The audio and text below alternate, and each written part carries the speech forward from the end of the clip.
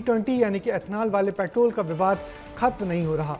देश भर में उठ रहे सवालों के बीच E20 के पक्ष में अब खुलकर आए हैं केंद्रीय मंत्री नितिन गडकरी। उनका दावा है कि ये फ्यूल एकदम सेफ है और जिसकी भी गाड़ी का इंजन खराब हुआ वो उनसे आके मिल ले।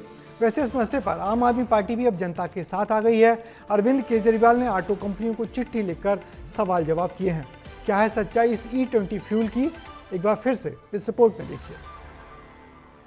ये देखिए बाइक से पेट्रोल निकाले हैं, इसमें एथनॉल मिल रहा है। जो इंजन 15 साल चलना चाहिए वो 3 से 4 साल जाते जाते खराब हो जाएगा। नितिन गडकरी जी, ये देखिए गन्ने का रस और पेट्रोल। ये देखिए, ये रहा गाड़ी है। क्या होगा ये गाड़ियों का? चारों तरफ अफरा तफरी और घबराहट का माहौल लोगों में E20 यानी इथेनॉल को लेकर है। अप्रैल 2026 से भारत के हर पेट्रोल पंप में E20 पेट्रोल मिलता है। सीधे अक्षरों में कहा जाए तो 1 लीटर में 80% पेट्रोल होता है और 20% एथेनॉल। और इसी को लेकर अब देश भर में हल्ला मचा हुआ है। लोगों को ये लगता है कि पेट्रोल में एथेनॉल मिलाने से गाड़ियों का इंजन खराब होता है। और अब इसी पर केंद्रीय मंत्री नितिन गडकरी ने सफाई दी है। उन्होंने कहा कि मैं देश के तमाम लोगों से आह्वान करता हूं कि ऐसा एक भी स्कूटर, गाड़ी जो पेट्रोल से चलती है, एथेनॉल की वजह से खराब हुई है तो मुझसे शिकायत करें, लेकिन ऐसा अब तक नहीं हुआ है। नितिन गडकरी का बयान आपने सुना और हमने जो तस्वीरें दिखाई वो भी आपने देखी। इसको देखकर ये कहना गलत नहीं कि मंत्री जी अपनी बात पर सही हैं और जो गाड़ियां बंद पड़ी हैं वो सड़क पर दौड़ दौड़ कर ऊब गई हैं शायद। खैर, लोगों को परेशानी हुई, गडकरी की सफाई आई तो एक बार अरविंद केजरीवाल ने एथेनॉल पर सवाल किए।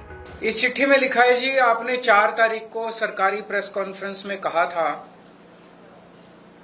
कि पुरानी गाड़ियों में E20 का इस्तेमाल किया जा सकता है। थोड़ी सी माइलेज कम होती है 4-5%, लेकिन नुकसान नहीं होता गाड़ी को। लेकिन आपका ओनर्स मैनुअल कहता है कि किसी भी हालत में 2023 के पुरानी गाड़ियों में 10% से ज्यादा इथेनॉल ब्लेंडेड पेट्रोल इस्तेमाल नहीं होना चाहिए। तो ये दोनों पोजीशंस में आपकी कंट्राडिक्शन है। आपका पब्लिश्ड मैनुअल जो कि एक एग्रीमेंट है कंज्यूमर और आपके बीच में, वो कुछ कहता है और आपके रिप्रेजेंटेटिव सरकारी प्रेस कॉन्फ्रेंस में जाके कुछ कहते हैं। ये कोई माइनर मिस्टेक या डिस्क्रिपेंसी नहीं है। विपक्ष का सवाल यही है कि जब 2023 के बाद E20 का फैसला लिया गया तो जो पुरानी गाड़ियां हैं उनका क्या होगा?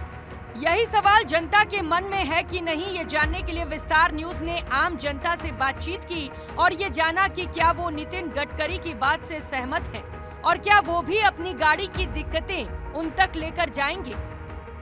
E20 पेट्रोल यूज हो रहा है, उससे 30% माइलेज कम हो रहा है। ये सामने देखने को मिल रहा है। जिसकी गाड़ियां खराब हो रही हैं, सामने जनता है, जनता बताएं किस किस की गाड़ियां खराब हो रही हैं, उसके आधार पर अपन लें।